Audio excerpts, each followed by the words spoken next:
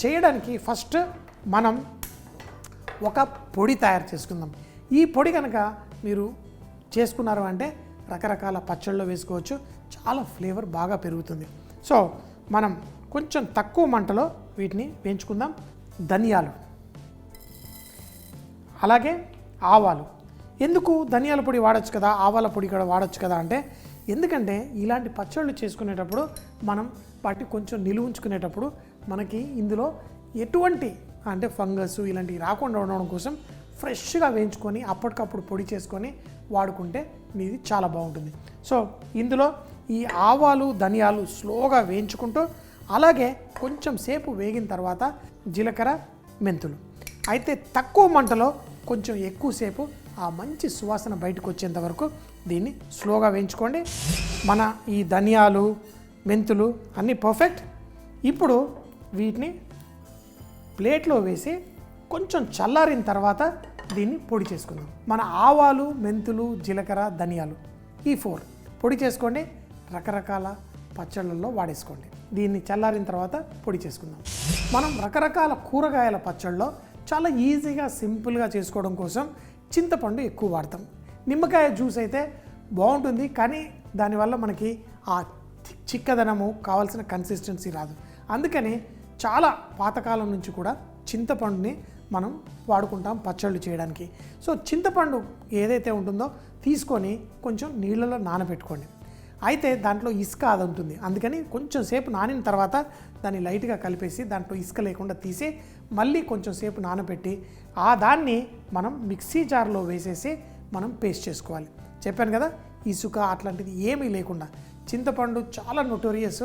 చాలామంది రసంలో వేసేటప్పుడు సాంబార్లో వేసేటప్పుడు అందులో ఇసుక తీయకుండా కనుక అంటే నానిన తర్వాత పిండిన తర్వాత కూడా కొంచెం వదిలేసి వేసుకుంటారు.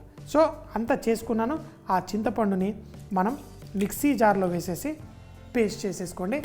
ఇవన్నీ మనకి ఆవాలు మెంతులు జీలకర్ర ధనియాల పొడి రెడీ, అలాగే చింతపండు పేస్ట్ రెడీగా ఉంటే ఇంకా పచ్చడి చేసుకోవడం చాలా సులభం. ఒక గిన్నె తీసుకొని దీంట్లో నూనె వేసేసి ఇందులో ములక్కాడని మనం ఫ్రై చేసుకోవాలి. అయితే కూరగాయల్ని మనం 2 రకాలుగా డీహైడ్రేట్ చేస్తాం. ఒకటేంటంటే మనం ఉప్పు రుద్దేసి కూరగాయల్ని ఎండలో మనం పెట్టేస్తాం. అలా కాకుండా ఇలా నూనెలో ఫ్రై చేసి కూడా దాంట్లో ఉన్న ఆ వేడిని తగ్గించవచ్చు. ఈ కొంచెం వేడెక్కుతున్న నూనెలో మనం ములక్కాడ ముక్కలు వేసేసుకుంటాం. చూడండి, వేసి ఇదే నూనెలో మనం పచ్చడి కూడా చేసి పెట్టుకుంటాం. సో చాలామంది ఏం చేస్తారంటే వీటిని సపరేట్గా ఫ్రై చేసి మళ్ళీ అన్నీ కలుపుతారు, కానీ మీకు చాలా సింపుల్ మెథడ్లో నేను చూపిస్తున్నాను. ఇప్పుడు ఈ ములక్కాడల్ని మనం ఈ విధంగా ఫ్రై చేసుకున్నాం. ఆ స్లోగా ఇలా వేగుతున్నప్పుడు మనకి ఏమవుతుంది, ఈ ములక్కాడలు ఫస్ట్ లోపల నుంచి కుక్ అవుతుంది, తేమ అనేది ఏదైతే ఉందో అది కూడా బయటకు వచ్చేస్తుంది.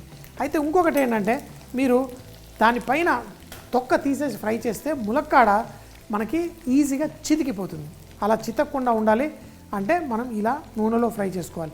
ఇంకొకటి ఏంటంటే నేను 1 పాట్ మెథడ్లో చేస్తున్నాను. మనం చాలా ఎక్కువ మోతాదులో చేస్తే ఈ ములక్కాడ తీసి పక్కన పెట్టేసుకొని మిగతావన్నీ ఇందులో కలుపుకోవచ్చు. చాలా కొంచెం శాతం చేస్తున్నాను కాబట్టి నేను చేసే మెథడ్ మీరు ఈజీగా ఇలా చేసుకోవచ్చు. ఎందుకంటే చింతపండు పేస్ట్ కూడా మనం ఇందులో కుక్ చేసుకోవాలి. నూనె మీకు కొంచెం ఎక్కువ అవుతుంది అనిపించింది అనుకోండి, ఇవన్నీ వేసిన తర్వాత అంతా పీల్ చేసుకుంటుంది. కానీ అప్పటికి నూనె ఈ పచ్చళ్ళల్లో వాటిల్లో పైకి వచ్చింది అనుకోండి, మీరు రకరకాల కూరల్లో చేసేటప్పుడు ఆ నూనె లాస్ట్లో ఫినిషింగ్కి వేస్తే ఆ పికిల్ ఫ్లేవర్ కూరల్లో వస్తాయి. వాటిని మనం అచారీ డిషెస్ అని కూడా అంటాం. సో ఇప్పుడు చూడండి, నాకు ఈ ములక్కాడ పర్ఫెక్ట్గా ఒక 2-3 నిమిషాలు స్లో మంటలో ఇలా కుక్ చేసుకున్నాను. దాని రంగు కూడా ములక్కాడల్ది లైట్గా చూడండి తెలుస్తుంది. ఇప్పుడు ఇందులో నేను వెల్లుల్లి రెబ్బలు అలాగే కొంచెం కరివేపాకు తుంచి వేయండి. ఆ నూనెలో అవి కూడా లైట్గా చిటపట్లాడుతూ ఉన్నప్పుడు ఇప్పుడు మనం తయారు చేసుకున్న ఈ చింతపండు పేస్ట్ ఏదైతే ఉందో అది కూడా దీంట్లో వేసేసుకున్నాం.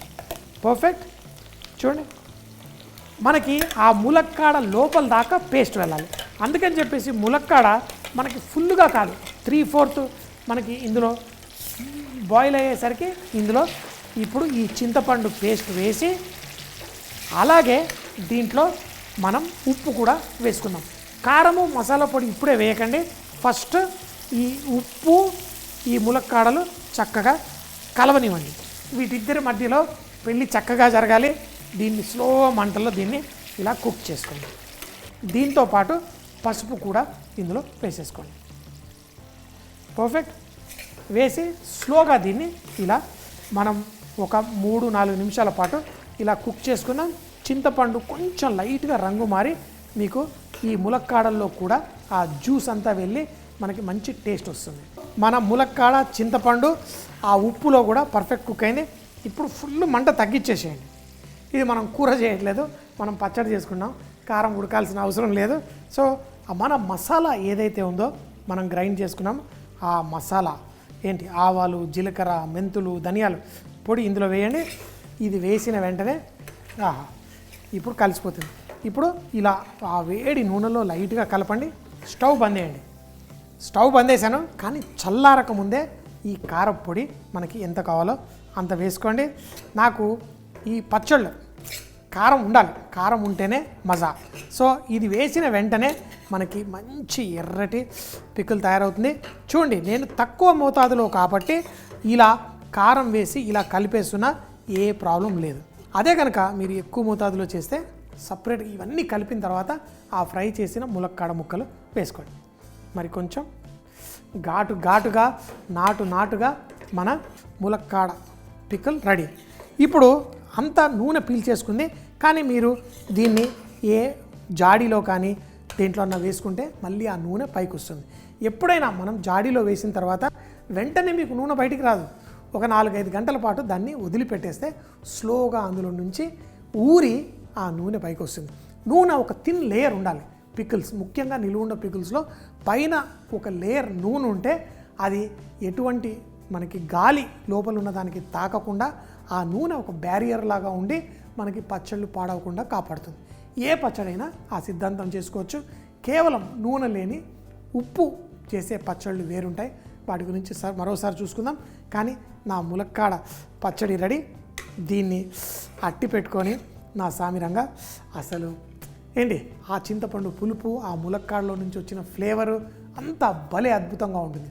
ఎప్పుడైనా కానీ మనం ఎంత ఉప్పు చెక్ చేసుకున్నా తర్వాత ఒక 3 గంటల తర్వాత ఇంకా వీలైతే మరుసటి రోజు మరొక్కసారి ఉప్పు చూసి తర్వాత దాంట్లో ఉప్పు తగినట్టు అడ్జస్ట్ చేసుకోండి. పచ్చళ్ళలో మనకి ప్రిజర్వేటివ్ అంటే పాడవకుండా ఆ గుణాన్ని తీసుకొచ్చేది నూనె, అలాగే మన ఉప్పు. సో 2 కరెక్ట్ మోతాదులో ఉన్నప్పుడు మన పచ్చళ్ళు పాడు కావు. చేసేటప్పుడు చాలా క్లీన్గా హైజీనిక్గా చేసుకోండి. చాలా ఫుల్గా పచ్చళ్ళని ఎంజాయ్ చేయండి.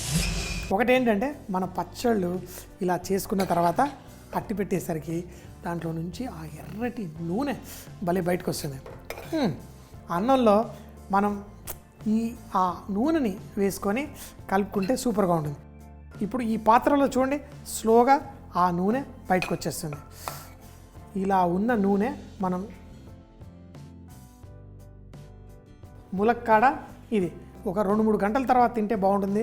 ములక్కాడతో నిలువుండే పచ్చడి. ముందుగా చూపించిన విధంగా ఒక ప్యాన్లో ధనియాలు, ఆవాలు, జీలకర్ర, మెంతులు వేసుకొని స్లోగా రోస్ట్ చేసుకోండి. డ్రై రోస్ట్ చేసిన ఈ పొడిని పక్కన పెట్టుకోండి. తర్వాత చింతపండుని నానబెట్టుకొని దాన్ని చూపించిన విధంగా పేస్ట్ చేసుకొని దాన్ని పక్కన పెట్టుకోండి. ఇప్పుడు ఒక ప్యాన్లో నూనె వేసి నూనె వేడెక్కిన తర్వాత ములక్కాడ ముక్కలు వేసి వాటిని ఫ్రై చేసుకోండి. కొంచెం ఫ్రై అయిన తర్వాత వెల్లుల్లి, కరివేపాకు, చింతపండు పేస్ట్, అలాగే ఉప్పు, పసుపు వేసి స్లోగా కుక్ చేసుకోండి. ఎప్పుడైతే మనకి ఈ మిశ్రమం కొంచెం చిక్కగా అయ్యి మంచిగా సువాసన బాగా వస్తుంటుందో అప్పుడు స్టవ్ మంట తగ్గించేసి ఆవాల, మెంతుల పొడిని తీసుకొని దాంట్లో వేసి కలిపి స్టవ్ కట్టేసిన తర్వాతనే మీరు మన కారపొడి వేసి కలుపుకోండి. ఇలా తయారు చేసుకున్న ఈ ములక్కాడ పికిల్ని కొంచెం చల్లారిన తర్వాత జార్లో కానీ జాడీలో కానీ వేసి ఫ్రిడ్జ్లో పెట్టుకుంటే 2 నెలలైనా చక్కగా తిని మనం ములక్కాడ పచ్చడి ఎంజాయ్ చేయవచ్చు.